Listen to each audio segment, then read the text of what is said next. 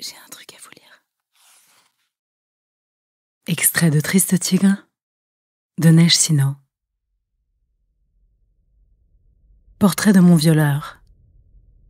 Car à moi aussi, au fond, ce qui me semble le plus intéressant, c'est ce qui se passe dans la tête du bourreau. Les victimes, c'est facile. On peut tous se mettre à leur place. Même si on n'a pas vécu ça, une amnésie traumatique, la sidération, le silence des victimes, on peut tous imaginer ce que c'est, ou on croit qu'on peut imaginer. Le bourreau, en revanche, c'est autre chose.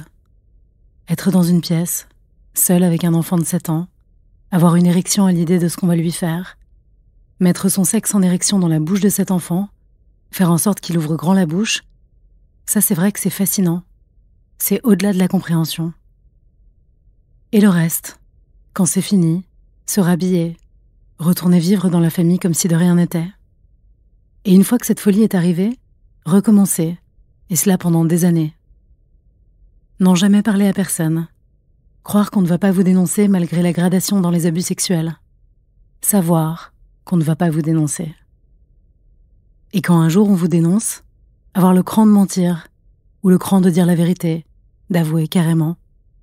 Se croire injustement puni quand on prend des années de prison. Clamer son droit au pardon. Dire que l'on est un homme, pas un monstre. Puis, après la prison, sortir et refaire sa vie. Même moi qui ai vu cela de très près, du plus près qu'on puisse le voir, et qui me suis interrogée pendant des années sur le sujet, je ne comprends toujours pas.